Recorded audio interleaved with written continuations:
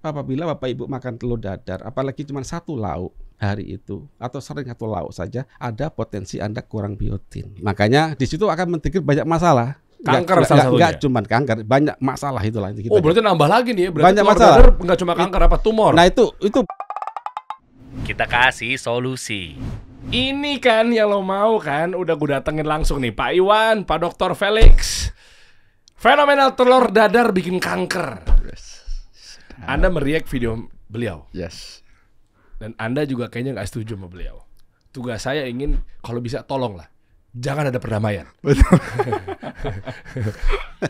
Saya langsung temukan di meja ini bahwa ternyata satu ada yang mengaku bahwa telur dadar bikin kanker, dan satu berkata bahwa kayak apa ini? Ya kan, Anda kan bilang begitu karena waktu lagi jogging pagi kan? Yes. Ya kan. Betul. Apa ini teori apa? Lihat videonya. Nih, ini video potongan waktu dikasih solusi pertama dari Pak Iwan dari konsep Karnus, kita dengar dulu ya. Telur di dadar katanya dicampur putih sama kuningnya itu salah. Terus yang benar telur diapain? ya diceplok atau direbus, pokoknya putih dan kuning jangan dicampur. Wah, putih Atau dan mentah kuning loh jangan ya, dicampur. atau Hubungan sama kanker tuh apa sih Pak sama diabetes tuh kalau putih sama kuning itu dicampur terus diabetes, kanker. Ya telur kan ujung-ujungnya masuk dalam tubuh kan akan nyampur. Masa sih Pak bedanya telur terus diceplok sama di dadar, masa dadar kanker terus ceplok nggak kanker, gimana sih? Jadi begini. Belum nemu sih Pak. Jadi ini kan kita bicara tentang sistem tubuh ya, nanti mengolahnya. Nah, jadi pada saat kita bicara telur, itu ada dua zat yang kalau sematkan di dalam telur. Dua zat ya? Oke. Yang pertama ada avidin, yaitu semacam kayak antibodi. Apa avidin? Avidin dan biotin.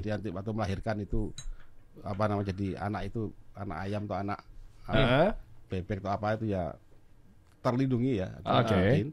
Yang kedua ada biotin. Biotin itu ada di dalam kuning Oke, telur. stop dulu. Berarti nggak boleh dicampur. Kan konteksnya itu kan ya? Betul. Dari Pak Iwan ya. Oke, nggak boleh dicampur. Sementara ada tanggapan lagi. Sebentar sebelum kesini yang waktu Pak Felix mampir ke sini. Nah, ini telur dadar. Ini yang mana ya? Pakai garam bukan? Ada yang bilang juga telur dadar lagi deh. Tapi emang itu sih contohnya sih. Nggak apa-apa deh, emang itu.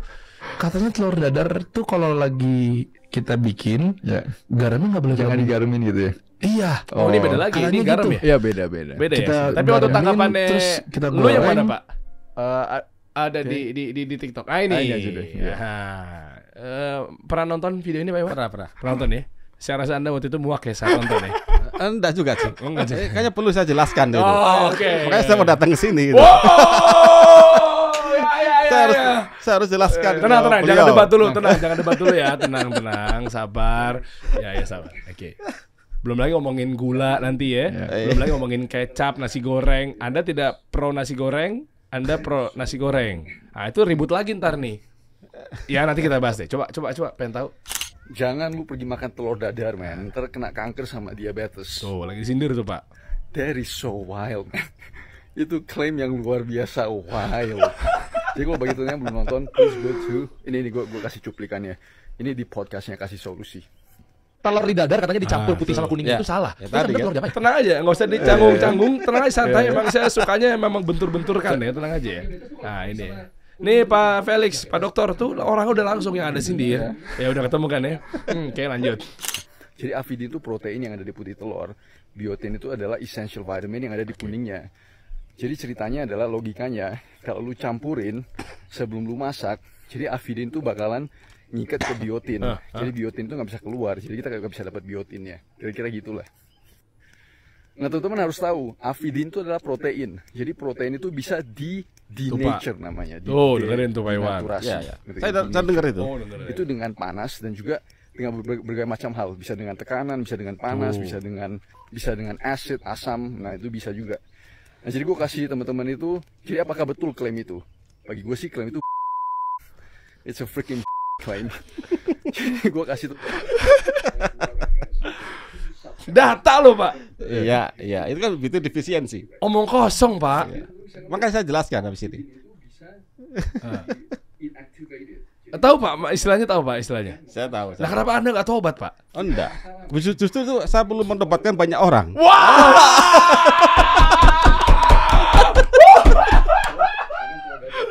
Stop, tenang. Ini panas ya. Jadi Anda nggak mau tobat, Anda nggak mau tobat. Iya. Dua-duanya punya satu pemikiran dan fatwa. Jadi bingung nih. Saya dudukin di sini tuh artinya ya disclaimer ya. Oke lah, memang di sini bukan membenturkan antara siapa yang benar, siapa yang salah, siapa yang menang, siapa yang kalah gitu. Bukan ke situnya. Ya mereka punya pemahaman masing-masing. Silakan teman-teman semua Anda lihat dari berbagai macam angle dan juga ambil dari atau mungkin tambahin dari insight-insight yang lu punya sebelumnya jadi lebih naik. Nah, cuma di sini seru nih. Yang satu pengen tobatin banyak orang, yang satu pengen tobatin banyak orang. 270 juta orang di Indonesia. Dibagi dua aja nih biar adil kali ya. Iya. Apa ngerasa bahwa kayak dia salah, gue benar, apa gimana sih ini fenomenal terjadi gitu ya? Maksudnya Anda dibilang ngomong kosong, Anda harusnya taubat, apa gimana sih maksudnya? Ya, saya bisa jelaskan. Wah, ini bawa data apa gimana nih? Iya, Sebentar, sebelum dijelasin biar teman-teman tahu ini kita profiling dikit kali ya. Biar takutnya kan mereka mikir bahwa kayak nih berdua nih Anda siapa? Ah, ini penting dulu. Meskipun di sebelum-sebelumnya udah saya sempat singgung juga, tapi kali ini mungkin Anda baru nonton di pas lagi episode ini gitu ya. Pak Iwan sebelumnya backgroundnya apa? Pengen tahu belajar dari mana dan nanti ke Pak Felix gitu. Pak Iwan dulu deh. Saya backgroundnya sekolah di IPB, dulu agroindustri teknologi. Kemudian membuat pabrik kolagen pertama dan only one di Asia Tenggara. Tulang sapi. Dan itu pabrik itu saya meruntuhkan banyak jurnal. Jadi dulu kan tulang sapi, kolagen gelatin itu harus kalau ambil di tulang babi, tulang ayam, apapun lah ya. Dan negara kita masih import itu. Nah, singkat cerita, kita bikinlah pabrik kolagen itu. Di mana proses-proses di luar negeri itu, tulang itu direndam dengan asam, temperaturnya 16 Celcius selama setengah bulan. Kalau 1 kilo bisa di kulkas. Skala pabrik bagaimana? Kan tidak mungkin. Negara kita berapa suhunya? Itu tahun 2000-an. Akhirnya itu saya runtuhkan. Saya riset dari nol, dari teknologi, dari fisika dasar, kimia dasar, biologi dasar. Alhamdulillah Allah kasih petunjuk pada kami. Kami bisa membuat dari 15 hari ke 2 jam. Nah, kemudian karena nggak ada yang jual teknologinya, itu teknologi buatan sendiri, mesin kita bikin sendiri semuanya. Jadilah pabrik itu sampai sekarang. Oke. Nah, dari situlah saya banyak membuktikan teori-teori dasar itu betul, bahwa sains itu betul. Manusia itu terbuat dari kumpulan berbagai macam teknologi. Nah, kita harus mereduksi. Jadi gini, kita kalau ingat bicara tentang ilmu pengetahuan, sesuatu yang besar itu harus dipecah menjadi hal yang kecil. Seperti Einstein ya, memecah. Jadi reduction theory namanya. Jadi masuk kayak tadi lo dadar atau segala contoh diabetes tidak ada obatnya gitu ya, tidak bisa sembuhkan. Itu kan klaim banyak hal di media atau mungkin di dunia kesehatan ya. Kami menyatakan bahwa diabetes itu bisa sembuh. Nah, kita belajar di mana? Belajar mempelajari manusia seutuhnya. Apa sih yang disematkan oleh Tuhan itu di manusia itu? Dengan dasar apa saya pelajarinya? Ilmu dasar itu. Fisika dasar, kimia, biologi. Orang belajar tentang kimia, tentang biologi, itu paham tentang kimia dulu. Karbohidrat, protein, lemak, itu kimia organik. Kimia organik bisa paham apa? Kita belajar hingga level ikatan antar atom. Tahu atom bagaimana? Belajarlah atom di kuantum. Jadi itu tahapannya. Nah, ngebul ya. Nah, termasuk dadar telur. Ngomongin apa sih? Ya itu. Termasuk saya gitu loh. Dadar telur. Termasuk itu. Oke, tahan dulu ya. Pak Felix. Background sedikit. Okay, maksudnya kan ini berarti kan yang pertama Pak Iwan saya udah dapat nih. Berarti memang dasarnya dari orang pangan. Orang pangan. Anda kan juga katanya orang pangan. Ya, tapi boleh tahu dulu nggak? Oke, jadi S1 dan S3 saya tuh di Food Science, School of Chemical Sciences, University of Auckland, New Zealand. Terus saya juga punya background di Clinical Nutrition dari University of Aberdeen, Scotland. Jadi kalau kegiatan sehari-hari sih bisnis agrowisata, saya juga dosen paruh waktu di Unpad Universitas Padjadjaran. Ngajarnya pangan? Fakultas Farmasi. Kita itu kerja sama riset karena produknya kita itu propolis, produk herbal gitu, karena kita itu kerja sama intensif dengan Fakultas Farmasi Padjadjaran. Jadi gue lebih ke Fakultas Farmasinya sih. Oke, S3-nya tadi apa? Pangan, ilmu pangan. University of Auckland. Auckland, New Zealand. Selandia Baru. Ya. Pak Iwan, dosen loh. Iya. Anda nggak percaya dosen berarti? Saya percaya, saya belajar dari dosen banyak juga. Tapi saya kan juga berdosen di tempat lain ya. Betul. Tapi bukan institusi ya, di masyarakat. Dosen akademisi Anda nggak percaya, masyarakat Anda percaya? Saya percaya, dosen percaya. Saya kan belajar dari dosen juga. Belajar saya dapat sarjana dari dosen juga. Oke, tapi salah dosennya. Enggak begitu. Artinya ilmu itu milik semua orang. Orang bisa belajar, tidak harus belajar di perkuliahan. Contoh saya buat pabrik kolagen, di mana pada waktu itu semua ilmuwan nyerah di negara tropis karena terbentur bahwa proses pembuatan kolagen itu harus begitu seperti di luar negeri.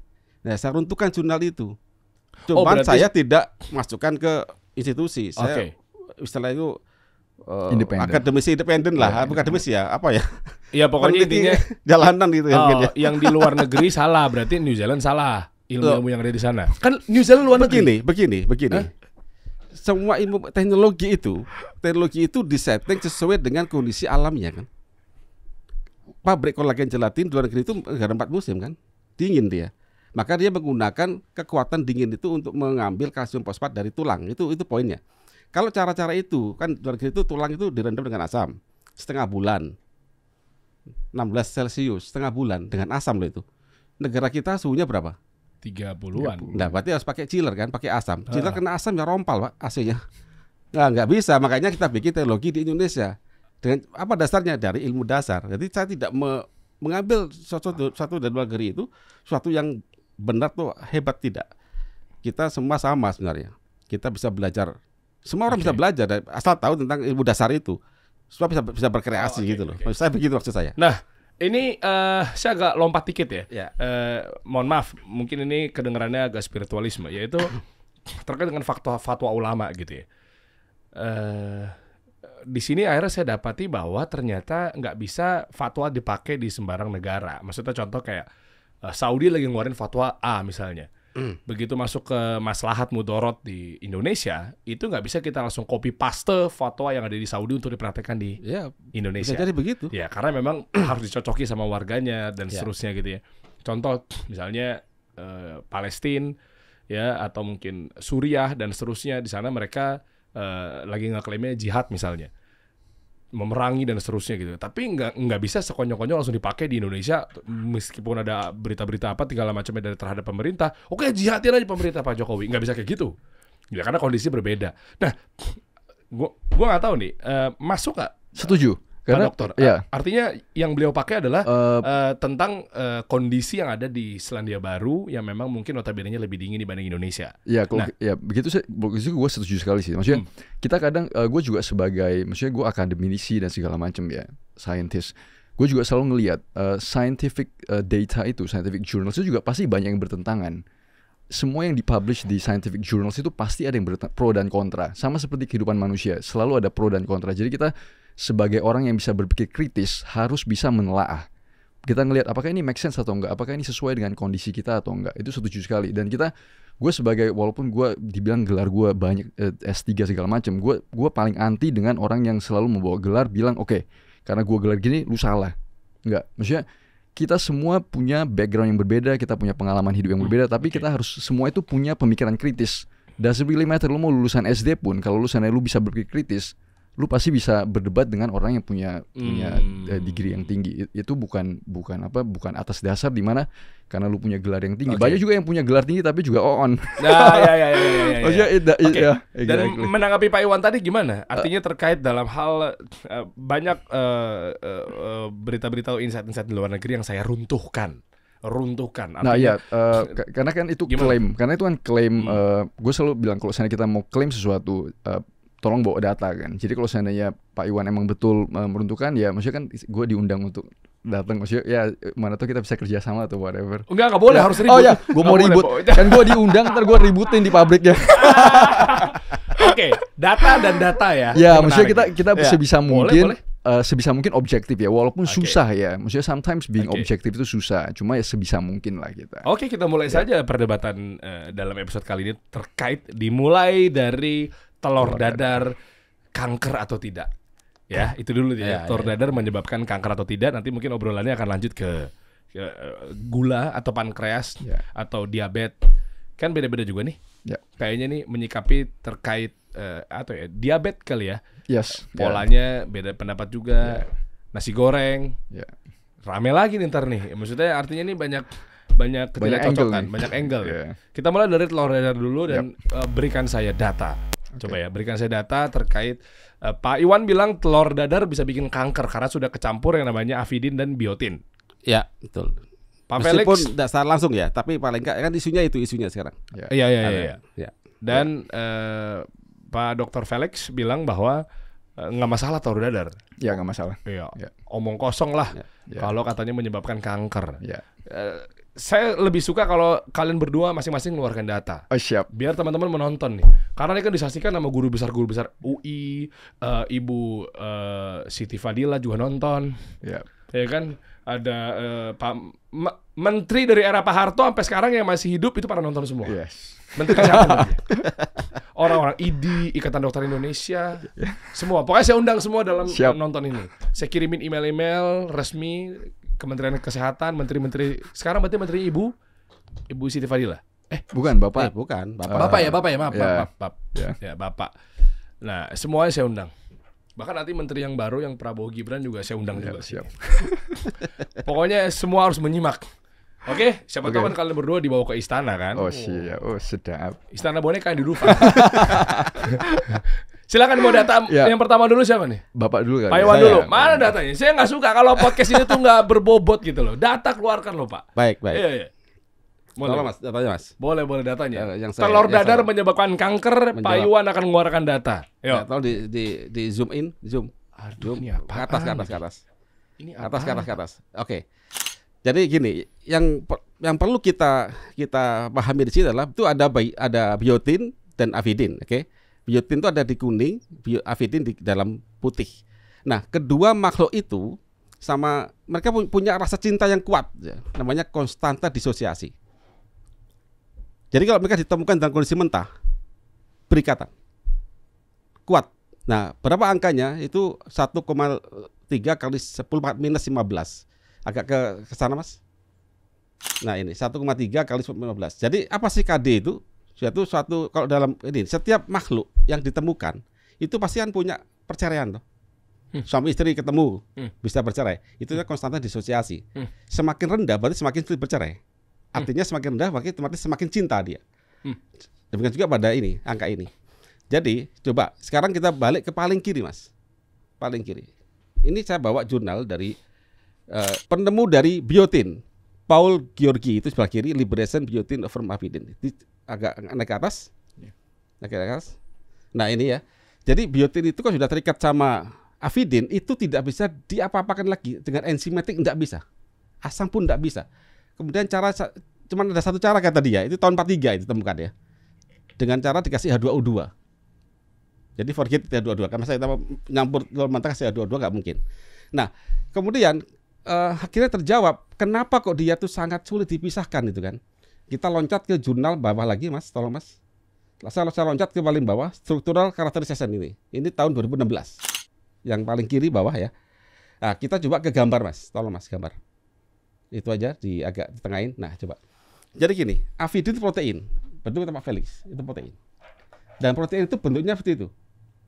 Cuma avidin itu dia itu bentuk kantong. Amati itu bentuk kantong itu avidin, yang warna merah itu biotin. Dari skalanya itu kecil mana? Kecil biotin kan?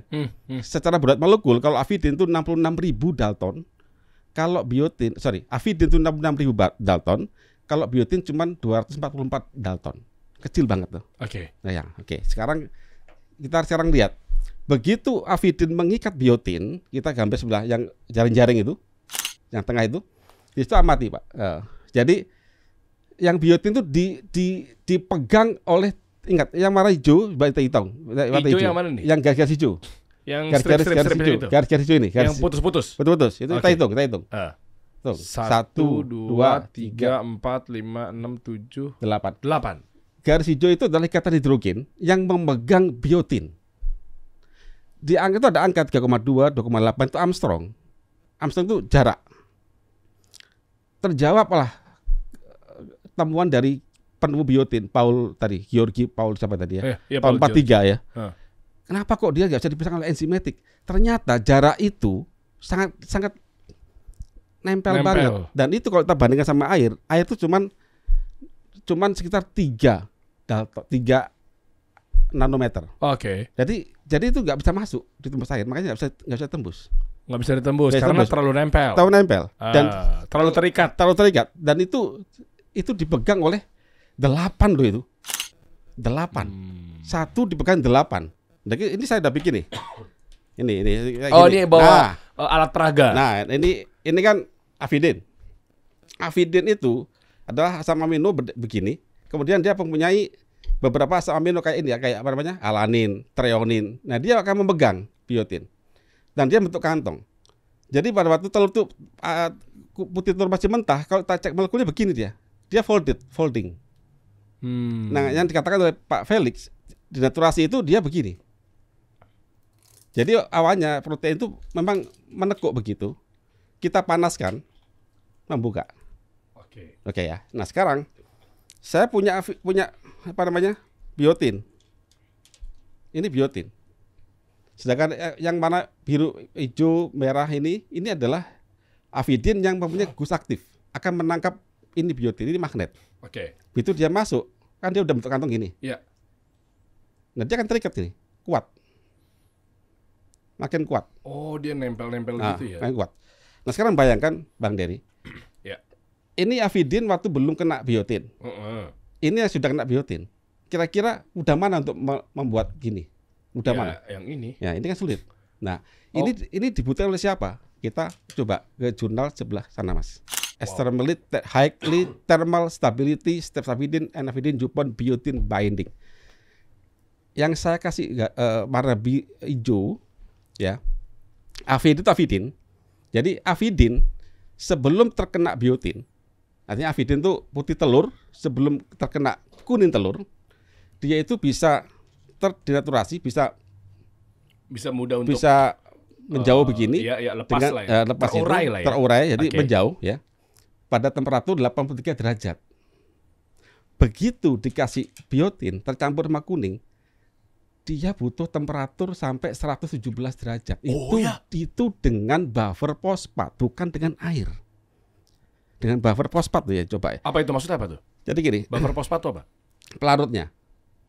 Ya, pelarutnya. Jadi kalau dengan buffer fosfat aja dia butuh 117.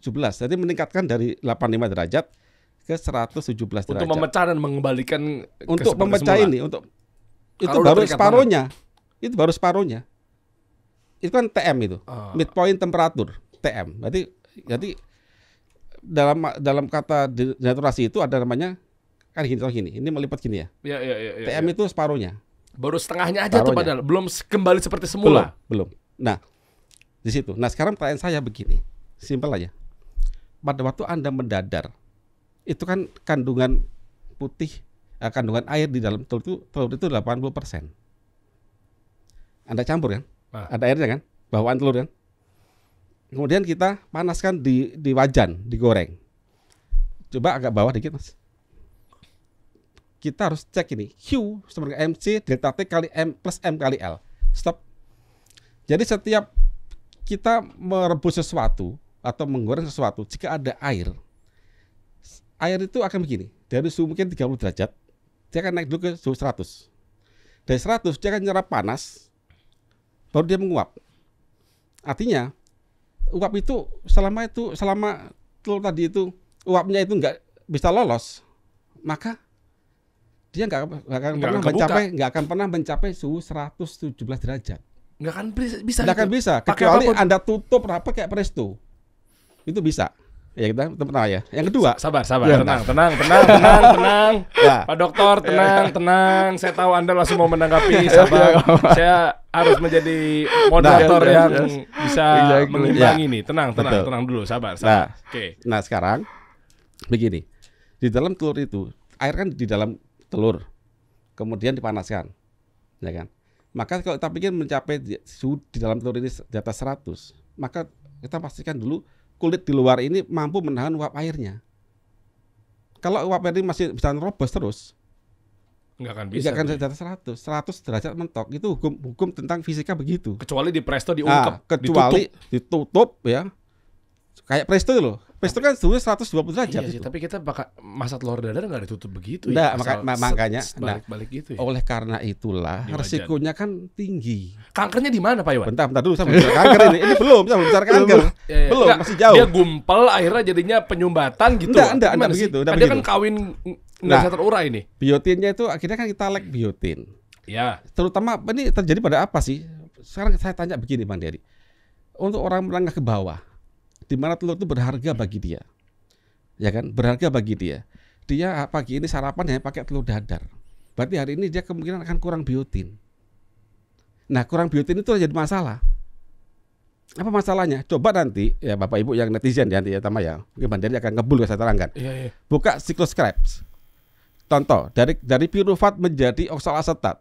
Pirufat menjadi asetil CoA itu butuh carrier CO2. Itu biotin yang membawa. Kita butuh bahwa Anda bicara tentang hormon, steroid hormon. Hormon dari kolesterol menjadi hormon steroid ya, jadi kortisol, macam-macam lah ya, hormon steroid. Itu juga butuh biotin. Merubah protein yang rantai 3 menjadi senyawa energi di siklus Krebs butuh biotin. Merubah oat chain fatty acid, asam lemak yang terganjil C15, C11, C13 butuh biotin. Dan terakhir Bang Dery, ya. Iya. Jika Anda sampai belajar DNA, Allah tuh men-setting DNA itu digulung di histon.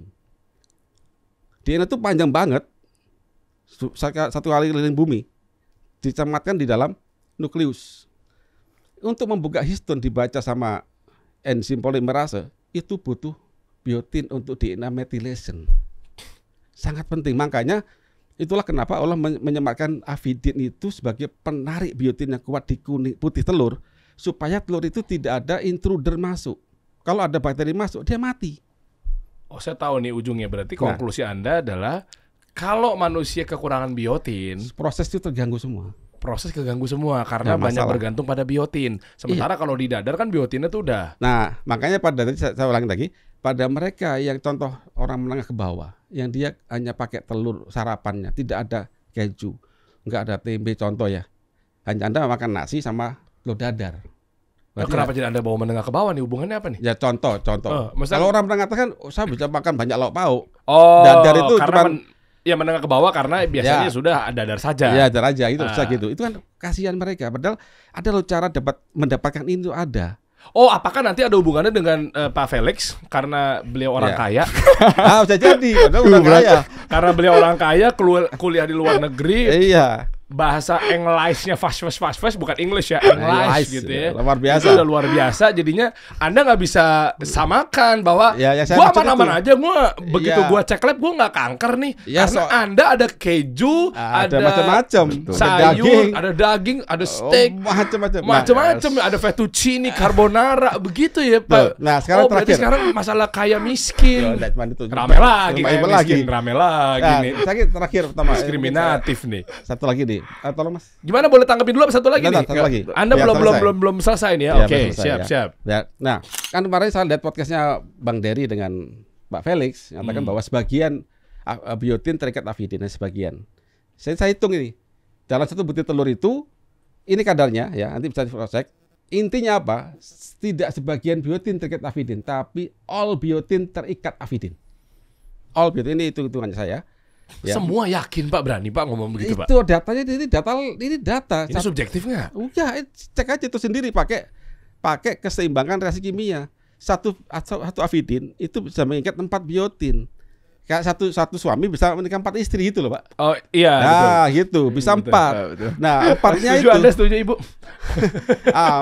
Masing-masing 4-nya ini punya KD-nya sangat rendah, pacarannya sangat rendah. Dan kita hitung polaritasnya, ketemu itu tahun bawah. Agak dikit. Nah masih ada sisa 0,17 mol avidin yang siap mengikat biotin pada makanan yang lain. Jadi hati-hati waktu Anda mencampurkan daging di telur dadar mentah. Kemungkinan akan banyak kayak gitu pelaku-pelaku konten kreator. Ini kan kita balik ke ilmu yang saya pelajari ya. Nah terakhir saya sebelah kiri. Nah, hindari sarapan telur dadar dibuat di Detik Health tahun 2017. Siapa yang menulis ini? Prof. Rindit Pambayun. Siapa? Beliau guru besar pangan Unsri. Nah beliau dulu juga sekolahnya ngambil, saya ingat beliau juga peneliti telur juga di Jerman sama Jepang kalau nggak salah. Kenapa bawa beliau? Maksudnya bawa backupan atau? Enggak, saya kan mengatakan bahwa ini ada ahli pangan. Saya kan bukan ahli pangan nih. Oh, oke. Saya kan cuma S1. Beliau ahli pangan. Beliau ahli Kenapa pangan. Anda nggak pakai pendapat beliau? Nah, karena saya kan harus kontra dulu. Iya, Nah, kontra. kontra. Makanya kan semua orang punya dasar itu loh. Oke. Nah, kebetulan saya baru nemu aja ini, baru nemu kemarin. Saya baru nemu, ternyata Prof. Rindit pernah tulis ini. Saya kenal beliau. Dan tapi beliau nggak menjelaskan kenapa kok apa namanya afidin biotin. Dia hanya menerangkan afidin akan ikat biotin itu aja. Tapi yang tidak dijelaskan adalah? Jelaskan. Nah, makanya saya jelaskan tadi. Nggak, yang tidak dijelaskan oleh beliau adalah? Kenapanya? Artinya kenapa itu? Oh, karena beliau Kok sudah kuat? sama Pak Felix. Ya. Sama-sama dosen. Baca dulu. Oh, baca dulu. Oke, Baca siap. dulu. Bapak kan jelas hindari sarapan dengan itu dadar. Kan jelas. Jangan-jangan cuma headline-nya doang, Pak. Baca Isinya afidin anti gizi gitu kan. Saya kasih biru-biru. oh, afidin sering disebut sebagai zat anti gizi karena ya. memiliki kemampuan untuk mengikat nutrisi sehingga tidak diserap oleh tubuh. Ya, yang beliau adalah biotin, nanti di bawah ada tuh tulisannya ada. Kalau baca lengkap jelas. Oh. Bahwa beliau berpendapat bahwa afidin itu mengikat biotin dan itu tidak bisa diselesaikan dengan penggorengan. Nah, itu sudah saya jelaskan tadi kan, kenapa tidak bisa lepas dari penggorengan. Pertama karena KD-nya sangat kecil dan diikat oleh 8 ikatan nitrogen. Kemudian dengan mengikat 8 ikatan nitrogen tadi itu, maka dia akan meningkatkan TM, temperatur denaturasinya di atas 100 derajat Celcius. Oleh karena itu, tidak mudah mengajarkan ke masyarakat kalau Anda bikin itu dadar harus tekanan tinggi dan sebagainya. Makanya beliau menulis begitu. Nah, kalau di kami ada caranya, ada the way out-nya. Oke, tahan dulu. Ya. Sebelum ke jalan keluarnya sabar, tenang. Gimana lo? Hao aja lo lagi nonton, lo ngerti nggak? Lu coba jadi gue. Pala gue panas nih dari tadi. Mau nanggepin biar kelihatan ini adalah host fenomenal, tapi gue kagak ngerti. Udah, abis nih gue sama senior gue. Lu ngapain dari tadi? Hao doang lo. Nggak ada pengimbangannya. Saya bawa Anda. Saya bawa beliau untuk pengimbangan. Oke, siap. Oke. Tahan napas dulu sebentar. Tahan dulu ya Pak ya. Jangan dihajar dulu bentar. Kasih kesempatan ya. Siap, Pak siap. Dr. Felix. Oke. Bagaimana Anda menyikapi? Yang gue setuju dulu ya. Gue tuh betul-betul setuju kalau sebenarnya biotin itu sangat-sangat penting. Maksudnya biotin itu salah satu vitamin B yang betul-betul crucial untuk kesehatannya kita. Jadi betul kita harus cukup biotin itu. Ada beberapa hal yang gue gak setuju. Nomor 1, masalah suhu. Wow. Masalah suhu. Jadi kita ngomong dulu. Jadi kan argumennya adalah kalau seandainya Sebentar, Anda bawa data nggak? Oh ada, tenang, Ada, nanti dikeluarin ya, silakan ada. deh. Jadi permasalahan dengan suhu. Jadi simpel aja. Di mana air itu mendidih sangat-sangat tergantung dari berapa banyak solid yang terlarut dalam air. Jadi contoh simpel. Kalau kita masak setengah kilogram, kita 1 baskom air, kita masukin setengah kilo gula. Kalau kita panasin, waktu kita cek suhu itu pasti jauh lebih tinggi daripada 100 derajat. Air itu pasti bakalan mendidih di atas 100 derajat. Kenapa? Karena soluble solids-nya bakalan tinggi. Kalau air itu kosong, ya itu bakalan 100 derajat. Nah, kalau misalnya kita goreng telur, telur dadar kita masukin ke penggorengan, tergantung dari suhu api. Suhu api itu kan panas ya, di penggorengan panas. Jadi begitu kita masukin, kalau kita cek suhu itu pasti lebih dari 100 derajat, for sure. Karena soluble solids-nya itu banyak. Tapi tadi Pak Iwan bilang katanya nggak akan bisa lebih dari 100 derajat. Pasti lebih tinggi. Karena kenapa? Pastinya apa dulu nih? Harus Karena ya fisik, lagi-lagi fisika. Suhu temperatur air kalau dia kosong di atmospheric temperature, maksudnya di sea level, di permukaan laut, permukaan laut, dia bakalan 100 derajat. Kita bisa naikin suhu air yang mendidih ini dengan campurin soluble solids. Artinya lu bisa taruh garam, lu bisa taruh gula, begitu terlarut dalam situ, suhu air ini bakalan mendidih jauh di atas 100 derajat. Makanya telur dadar kan biasanya kita kasih garam dulu tuh. Nanti jadi naik tuh. Nah, tapi kan nggak usah kasih garam juga apa, karena protein dalam semua campuran di dalam telur itu kan banyak. Ya kan, itu udah pasti pada saat dia mendidih itu lebih dari 100 derajat airnya itu loh. Tadi Pak Iwan bilang tidak 100 mungkin berapa? 117. Jadi kalau jadi gini, mungkin saya sedikit boleh saya tanggapin enggak? Dikit aja tapi Pak. Iya, tadi Anda udah panjang. Jadi pada saat saya setuju dengan kalau dengan gula separuhnya 0%. Artinya gulanya banyak, ya kan? Iya, tapi tadi Anda bilang tidak mungkin 100 derajat. Kadar airnya di dalam telur itu 80%. Kemudian setelah di dadar, kadar airnya itu turun menjadi sekitar 76%. Jadi masih belum cukup untuk apa buktinya lagi saat kita iris apalagi di hotel ya. Berarti kita omelet kan agak menggumpung gini kan. Kita iris kan uap airnya kan banyak. Oh. Uap air itu. Begitu. Jadi gimana? Enggak, karena kan kalau kita bilang aja kalau seandainya dia air 80% di dalam telur, berarti kan solidsnya itu 20% loh. Itu berarti pada saat dia mendidih itu jauh di atas 100 derajat. Kenapa? Kalau kita air 100% aja, kita mendidih itu 100 derajat. Apalagi kalau kita turunin, kita tambah solidnya 20%. Itu udah pasti yang mendidih itu lebih dari 100 derajat. 80 tambah 20. Ya, karena fisika kan. Jadi kan kalau air 100%, kita mendidih 100 derajat. Begitu kita turunin air itu 80%, tambah gula 20%, atau tambah protein segala macam 20%, kita bikin sampai mendidih, itu udah pasti jauh di atas 100 derajat. Harus diungkep katanya.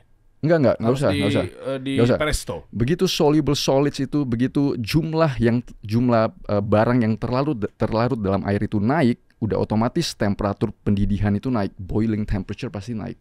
Itu fisika, itu chemistry. Gitu Pak Iwan. Nah, itu yang pertama, oke. Itu poin yang pertama. Okay, sabar lu, sabar. Terus sabar. Poin yang kedua, gue selalu based on apa yang ya kita search aja, literature search. Apakah betul ada kasus di mana kalau kita makan omelet, kita makan telur dadar itu ada biotin deficiency? Itu gue gak ketemu. Tapi gue ketemu tolong dong. Jadi gue ketemu ada 2 kasus di mana human biotin deficiency, artinya orang yang makan telur mentah. Ini telur mentah ya. Orang itu kena biotin deficiency. Jadi kalau seandainya kita bilang telur ceplok itu kita goreng begitu avidinya tidak terdenaturasi, ya juga sama dengan seperti ini. Pada saat orang konsumsi telur mentah kan gak mungkin dia jadi dadarin dia makan. Dia langsung makan aja. Begitu dia makan begitu aja terjadi biotin deficiency. Next lagi, satu lagi gambar. Oke, padahal itu masih misah ya? Betul, masih misah. Ini juga sama. Biotin deficiency caused by long-term raw egg consumption. Ini juga sama. Terjadi biotin deficiency pada saat lu konsumsi telur mentah. Siapa nih? Ini data dari siapa nih? Dari scientific literature. Dari apa? Panjang banget gelarnya. Pak Jeffrey siapa nih Pak Jeffrey? Case report. Ini kasus-kasus di mana terjadi biotin deficiency kalau kita konsumsi telur mentah. Tapi tidak pernah ada kasus di mana lu cari kalau seandainya lu consume omelet, omelet itu bisa causing deficiency, biotin deficiency. Gak pernah ada kasus itu. Sementara omelet kan dicampur. Exactly. Di dadar. Kan dicampur di dadar. Berarti pada saat dia dimasak udah pasti biotin itu terlepas. Jadi pada saat kita konsumsi itu tidak pernah ada kasus yang terdeteksi bahwa bakalan ada terjadi biotin deficiency. Anda dapat data dari mana Pak Iwan? Lagi jadi mimpi kan, atau? Jadi kan gue selalu ngelihat kayak begini ya. Jadi kalau seandainya kita ngelihat satu konsep. Kalau di dalam konsepnya Pak Irwan, pada saat kita ngecek dari sisi kimia ya, dari sisi lab, di lab kita ngecek ini gitu. Selalu ada tahapannya. Apakah betul apa yang terjadi di lab in vitro akan terjadi di manusia? Itu harus ada tahapannya. Jadi kita nggak bisa klaim bahwa kalau kita terjadi di lab ini udah pasti terjadi di manusia. Kita harus tes sampai ke apakah betul terjadi di manusia. Jadi dengan kayak begini, betul, mungkin kemungkinan betul emang biotin sama avidin itu sangat terikat. Tapi setelah kita ngelihat kasusnya di kehidupan masyarakat, ternyata tidak. Kenapa bisa tidak? Karena itu mungkin temperaturnya itu tinggi pada saat kita masak telur. Jadi tidak pernah ada kasus yang terdeteksi di mana kalau lu makan telur dadar, lu kena biotin deficiency. Oke. Tapi kalau untuk masalah Anda nggak setuju terkait kankernya itu gimana posisinya? Kalau seandainya telur dadar itu menyebabkan kanker, kita gampang. Coba tadi ke yang WhatsApp yang tadi dong. Ini. Oke. Jadi ini gue nggak ketemu yang tapi kita ngambil aja poultry consumption ya. Poultry consumption ini adalah semua produk ayam-ayaman, termasuk telur lah di dalam sini ya. Jadi kita itu konsumsi, ini Indonesia ya. Tahun 2021 turun sedikit. Kita bilang lah kita tahun 2021. Kita konsumsi telur itu cuma 8 kilo ya. Per kapita per tahun. Jadi kita konsumsi manusia Indonesia rata-rata itu cuma 8 kilo telur per tahun per kapita. Sedangkan coba kita ngelihat yang sugar, ini juga bakalan kita bahas juga nanti. Gula ya? Ada hubungan juga dengan gula-gulaan. Ini wheat, ini tepung terigu kita konsumsi 26 kilo, terus naik per tahun. Kita lihat sugar itu 27 kilo per tahun. Kita lihat beras, kita konsumsi beras itu 121 kilo per tahun. Jadi kalau gue selalu ngelihat data itu dari sisi tren. Kita konsumsi gula-gulaan itu 20 kilo tambah 20 kilo tambah 100. Kita konsumsi gula-gulaan itu 176 kilo per tahun. Kita konsumsi ayam telur itu cuma sekitar 8 kilo per tahun. Jadi 176 kilo kita konsumsi per tahun dengan 8 kilo. Jadi gua rasa kanker dan segala macam itu bukan karena telur. Wah. Ngerti kan? Maksudnya basic kita coba breakdown dari sisi makro aja ya. Maksudnya apakah betul? Jadi kita jangan terpaku sama yang kecil-kecil. Gue selalu gedeknya itu kalau pada saat kita berdebat dan segala macam ya. Orang itu selalu terpaku ke hal-hal yang kecil yang mungkin itu bukan sesuatu yang penting, tapi kita lupa ngelihat apa sebenarnya sih yang kita konsumsi secara general. Itu sih. Gedeknya sama Pak Iwan berarti. Tadi kan gue ya bisa jadi. Enggak kan, sama semua lah perdebatan. Maksudnya kalau saya perdebatan ya, seperti tadi kan itu. Anda bilang katanya gue selalu gedek sama orang yang suka memperhatikan hal yang kecil, ya, padahal itu gak penting. Oh berarti Pak Iwan gak karena penting. kita terlalu ke mikroskop, tapi kita lupa ngelihat dari atas sebenarnya apa ya permasalahan utama itu loh. Kita harus keluar dari atas, kita ngelihat secara keseluruhan. 8 kilo saja Pak. Apa itu termasuk ayam lu ya? Termasuk ayam. Termasuk ayam ya. Masa gara-gara ini kanker Pak Iwan? Iya. Kan saya bilang bahwa yang saya maksud adalah resiko kanker akibat kekurangan biotin. Jadi iya, cuma tadi biotin kurang aja gara-gara makan telur mentah yang sudah terpisah aja bisa kurang biotin deh. Bisa sana. Jadi kalau kita bicara tentang penyakit, itu kita harus global lagi cara pandang kami tentang penyakit. Jadi kita harus membedah manusia tuh dari mulai makanan masuk ke mulut kita ini sampai ke bagaimana masuk ke mitokondria sel-sel kita. Itu panjang tahapannya. Oke, coba Anda tanggapi dulu satu persatu dari yang masalah suhu deh. Oh, ya, okay. Suhu tadi itu gimana tuh maksudnya? Suhu katanya udah pasti bisa 100 derajat lebih. Sementara Anda katakan tidak. 20% solid. Saya ini pabrik kolagen. Saya mempunyai isinya kalau kolagen itu pure 100% protein ya. Jadi 20% larutan saya panaskan itu ya tetap 100 derajat dia mendidih. Kita benar. No, nggak mungkin. Karena itu kan melawan fisika. Melawan. Ada air terikat sama air yang tidak terikat di situ. Dan protein itu tidak semuanya bisa ngikat air dohol, nggak bisa. Ada masih bisa. Makanya apa namanya? Pada saat contoh gini, kita mengeringkan telur lah dengan cara apa? Dengan mungkin dengan evaporasi, ya, dengan air udara mengalir itu mudah lepas.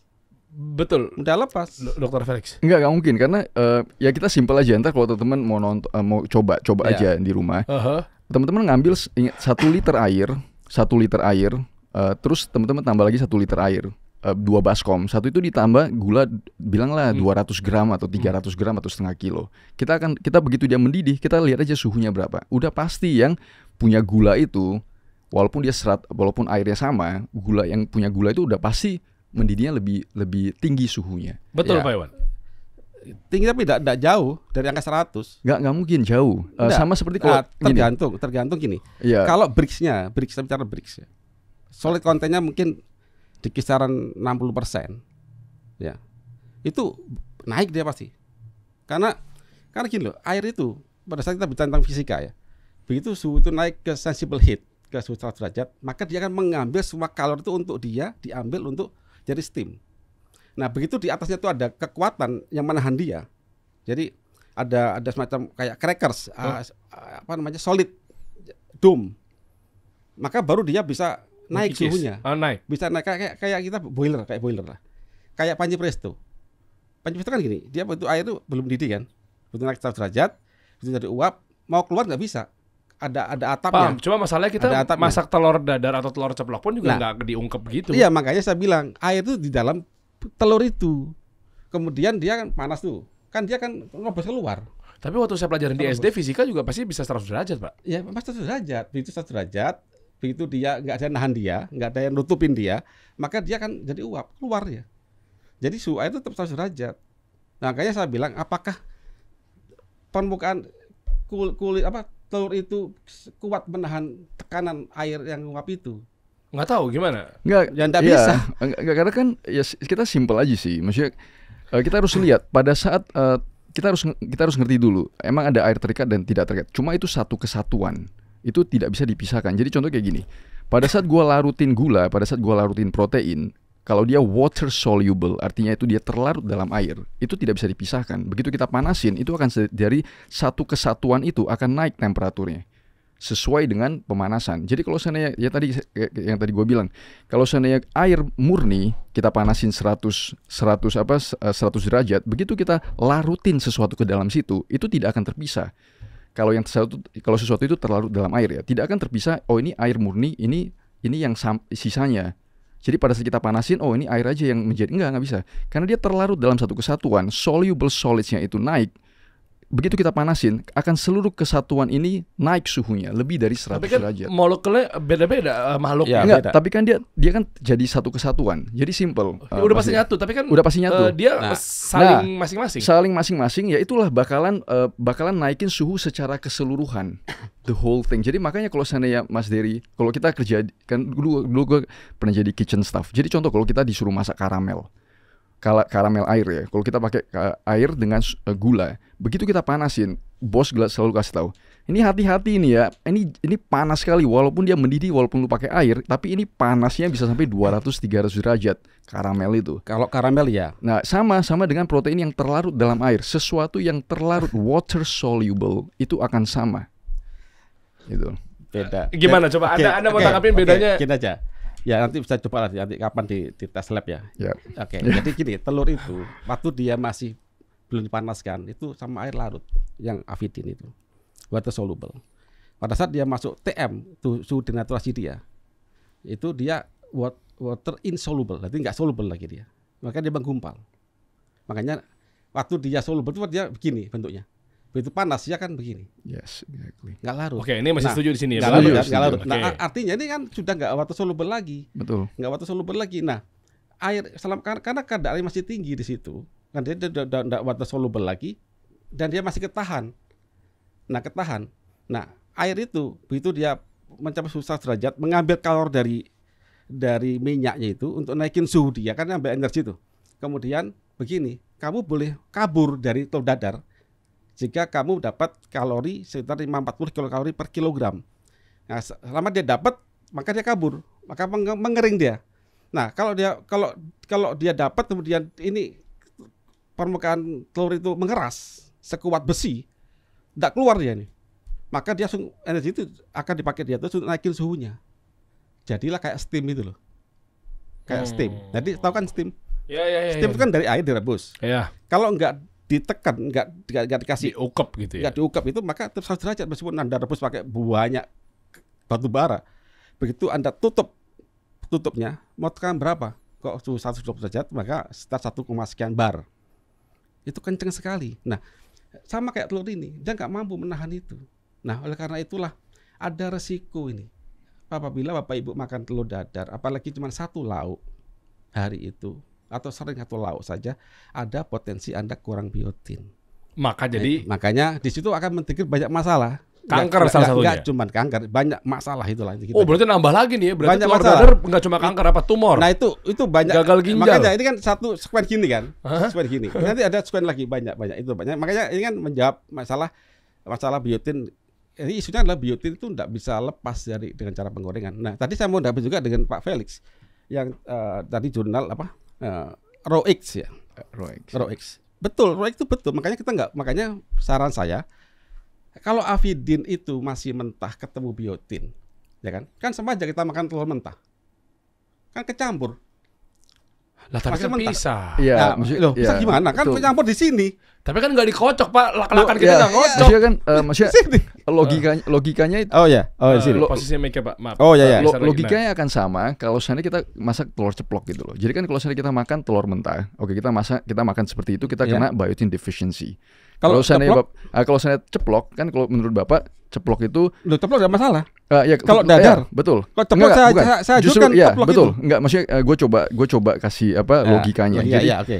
kalau seandainya kita telur mentah yang terpisah kuning dan putihnya kita konsumsi, kita kena biotin deficiency. Berarti avidinnya itu tidak terdenaturasi dalam perutnya kita. Oke. Ya. Jadi dengan logika yang sama, kita goreng telur ceplok nih. Jadi kalau seandainya betul pada saat kita goreng telur ceplok ini suhunya tidak sampai 100 derajat, kita tidak mendenaturasi. Saya koreksi dulu. Oke. Enggak apa, biar Oke, biar oke, ngomong. iya. Iya. Wah. Jadi ini pada saat semangat. jadi biar tidak Lanjut dulu. biar tidak terpotong. Jadi kan tadi kan gue udah tunjukin beberapa kasus case report di mana kalau kita konsumsi telur mentah itu bakalan kena biotin deficiency. Jadi sama juga kalau kita telur ceplok itu tidak bermasalah. Ceplok, ya. Pada saat kita goreng itu kan harusnya tidak sampai 100 derajat, itu tidak mendenaturasi avidin itu. Pada saat kita konsumsi harusnya sama aja dong. Oke. Sama seperti pada saat kita konsumsi telur mentah. Baik. Ya kan harus karena masih misah tuh. karena masih misah kan dengan argumen yang sama. Suhunya itu tidak nyampe. Oke. Apa perbedaan dengan telur dadar yang pada saat itu suhunya Ya sampai 100 gitu ya. ya. Oke, begini. Ngerti. Tolong buka saya. Mungkin Bapak salah baca Soalnya, data. soalnya Bentar, gini, bentar. ini coba saya di tengah-tengah ya. Ya. Ketika saya waktu itu sempat belajar nemenin istri Yang itu bikin tepung roti dan seterusnya, itu misahin putih telur sama Kuningnya. kuning telur itu segampang diangkat gini, Betul. diginiin, lepas Belakang. dia. Ya. Apa berarti emang bisa dipakai mentah juga dia Atas, bisa atas. terus gitu loh. Iya, Atas. jadi kan Tapi harusnya saya masih bingung nih. harusnya argumennya itu Oke. ya. Tolong baca ini pelan-pelan. Tapi bisa sebentar sebelum Coba. saya baca, bisa aja nggak begitu dimakan bareng-bareng di akhirnya jadi pecah kecampur? Kecampur di sini lah. ya kecampur. Kecampur. Harusnya Berarti sama. jadi dadar dong. Maksudnya sama, iya betul, sama juga dong telur ceplok itu kalau dimasak dengan suhu yang seperti Atas, ini, Mas, atas. harusnya kan aviditnya Atas. tidak terdenaturasi, artinya pada saat kita makan Nah, ya tolong. keikat juga dong. Tolong lihat ini. Keikat juga. Maksudnya Ya, biotin ya, juga ya, ya, diikat ya. sama avidin itu. Ntar tolong ini. Oke, Ya, coba kita baca dulu bentar. Ya. Jadi, avidin yang belum terkena biotin, dia itu punya TM cuma 83 derajat. Artinya waktu Anda goreng ceplok itu, avidinnya rusak sudah. Terdenaturasi. Betul data ini. Betul, betul. Makanya Betul. saya kan membuat analogi. Kalau gitu telur mentah saya makan dengan dadar sama ceplok sama. Beda. Kalau di ceplok itu avidin itu tidak bercampur sama biotin, sehingga avidin itu akan terdenaturasi pada suhu 83. 83 itu di bawah 100. Artinya waktu Anda goreng ceplok itu, avidin langsung rusak. Jadi awalnya begini avidin kan. Begini avidin tuh. Ya kan? Karena dia melengkung gini, begitu kena biotin langsung kuat. Nyatu. Awalnya sebelum kena biotin, dia itu hanya rusak. Anda mudah aja, Anda panaskan suhu 83, rusak. Begitu Anda kasih biotin, data ini, cerek, dia itu harus sampai 117 derajat. Ini tinggi nih. Untuk mecahin itu. Mecahin ini nggak mudah, gitu loh. Nah, jadi makanya saya sarankan kalau masak telur itu putih dan kuning itu dipisah, ceplok bisa, ya kan? Atau kalau bikin telur dadar, saya ajarkan di cooking class, berarti mereka yang sudah sakit lama, ingin sembuh nih. Salah satu cara ngolah telur adalah putihnya saya suruh pisahin dulu, kasihlah mungkin sayur apa, kocok, kasih langsung panaskan, menggumpal jadi putih, ya kan? Sudah rusak tuh avidinnya, plek ini. Kasih kuningnya, jadi kayak scramble gitu. Repot juga ya Pak ya, mau Ya. masak telur di gitu, Nah, pisah-pisah gitu. tapi itulah kita baca. Jadi inilah hal kecil, tapi kita sering. Buat apa kita belajar hal begini? Kalau Tapi kita dari kecil lakukan? sih diajarinnya begitu Pak, dadar. Tapi lagi-lagi ya, maksudnya gue Iya. selalu ngelihat, maksudnya lagi-lagi yang seperti yang tadi gue tunjukin data makronya ya, maksudnya telur itu adalah bagian yang sangat-sangat kecil dari kehidupannya kita. Kita itu terlalu terfokus ke sesuatu yang menurut gue itu insignificant dari secara keseluruhan itu ya. Cuma kan maksudnya Pak Iwan kan ini agar tidak terkena resiko karena dari Biotin deficiency itu ya. Deficiency. Iya. Kan isu kita itu sebenarnya yang Pak Felix bilang video saya kan defisiensi biotin akibat cara mengolahnya salah gitu loh Mas saya. Jadi saya yang terangkan itu. Kalau masalah penyakit ada lagi sesternya. Ya. Ini panjang ya. panjang nih kayaknya. Iya. Next episode setuju. Iya. Setuju. Jadi segala penyakit itu ada obat penawar dan kami sudah ada case report. Kami punya banyak case report kesembuhan itu banyak. Jadi per personal ini bahwa diabetes, kanker ini sembuh. Nah kalau ingin belajar kita harus belajar. Saya ajarkan ke masyarakat. Namanya kuliah konsep Karnus. Itu mau belajar lebih dalam bahwa manusia itu sudah punya pattern loh. Begini manusia. Secara Anda mau ikutin atau tidak? Oke, di kuliah konsep Karnus. Kuliah konsep Karnus. Kalau Anda juga Dok mengajarkan juga mereka semua ada di dalam kelas atau Oh enggak, gue sih coaching program aja sih. coaching? Coaching program ya. Oke, lebih ke- dan isinya tinggal pilih nih. Lo ini kayaknya kita harus tahan dulu sejak di sini ya. Nanti kita akan lanjutkan lagi pembahasan berikutnya dengan melanjutkan mengenai perdebatan suhu, telur dadar, telur ceplok, sampai ke belum nasi goreng, belum kecap. Ini kayaknya seru sekali. Artinya dalam penyikapan terakhir nih, maksudnya kayak 117-83. Ini jurnal ini gimana? Enggak, ya ini maksudnya ini gua nggak membantah ya. Cuma gua selalu membantah dengan maksudnya apa sih yang kita lakukan di kehidupan sehari-hari. Lagi-lagi yang tadi gua bilang, maksudnya dengan soluble solids yang tinggi, dengan suhu panas kita, kalau kita bilangnya kalau kita di pan, kita masak aja di kompor begitu, kita tembak aja pakai infrared temperature, itu pasti lebih dari 100, itu sudah pasti. Jadi suhu di mana telur itu kena pan itu sudah pasti lebih dari 100. Dan tapi mesti diungkep dong. Enggak. Mesti diungkep biar 100, biar suhunya tuh di atas 100. Kita jangan salah. Kita jangan salah di dalamnya loh ya saya bicara. Iya. Saya enggak bicara di luar itu. Saya bicara internal temperatur. Tapi logikanya gini Pak Felix. Kita harus ngerti. Ini benar-benar ini konsep fisika dasar yang kita harus mengerti. Gimana cara kita bisa naikin suhu di mana suatu cairan itu naik lebih dari 100 derajat untuk mendidih ya.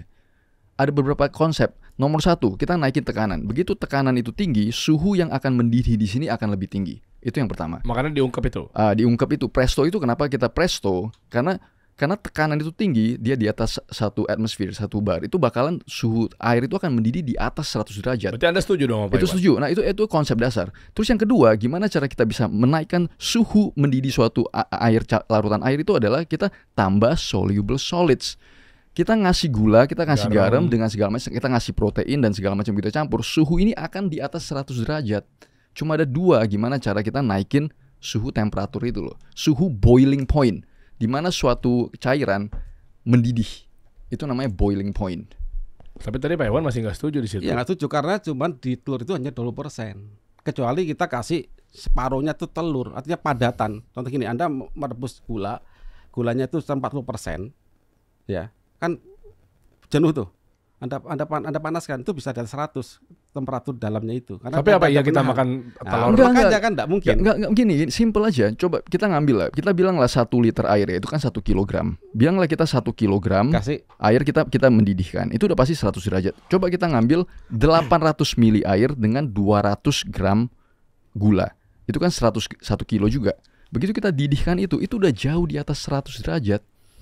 Itu fisika. Jauh Pak Iwan. Itu sudah fisika. pasti. Kita SD udah dapat physics. Itu simple physics, soluble solids. Gula emang larut semua. Sama protein juga sama. Karena ada water soluble protein, ada yang hydrophilic, hydrophobic. Hydrophilic protein itu akan terlarut dalam air.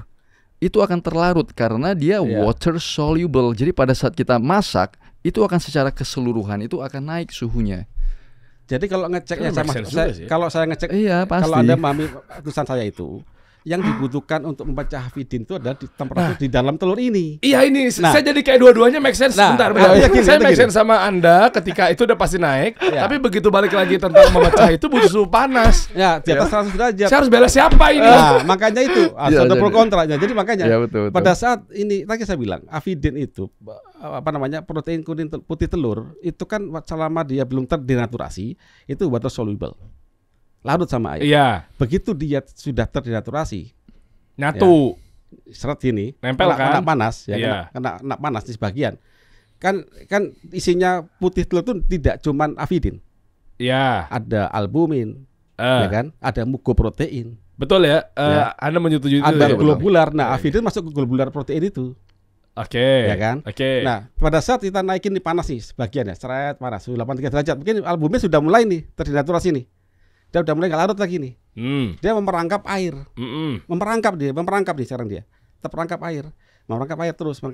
Nah, karena permukaan yang memerangkap itu lunak kan tuh. Tidak seperti gula. Gula itu memang ngikat itu.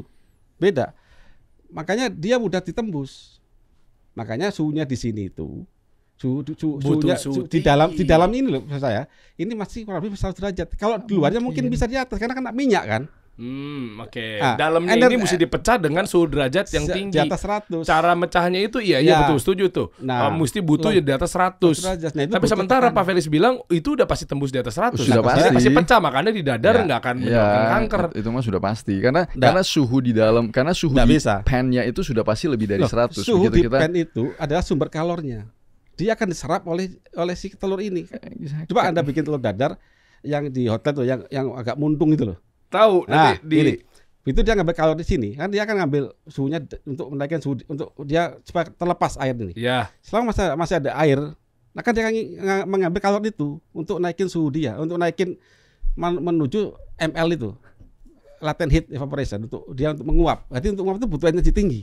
Butuh gula, butuh garam, Nah. setengah kilo. Nah, Tapi nggak kecuali- mungkin juga dan- Pak gini, Pak dokter, kita nggak mungkin makan telur maksudnya- dan pakai setengah kilo Enggak, gula kan? bukan, Iya. bukan. Sama setengah kilo garam. Karena protein itu kan dia terlarut dalam air. Begitu kita kena pan begitu dengan suhu yang mungkin pan itu sekitar 200-300 derajat ya. Begitu kalau kita pegang begitu temperature-nya, itu udah pasti naik suhunya. Pasti sudah sesuai dengan itu loh. Karena kan equilibrium ya. Begitu kita pegang begini, udah pasti sepanas itu. Iya. Jadi juga sama. Kalau seandainya betul telur dadar dan omelet dan segala macam biotin oke. deficiency sudah pasti dari zaman karena kita makan telur dari zaman ribuan tahun Iya, ya. Itu iya. sudah pasti ada case di mana kalau lu makan omelet setiap hari lu bakalan kena biotin deficiency.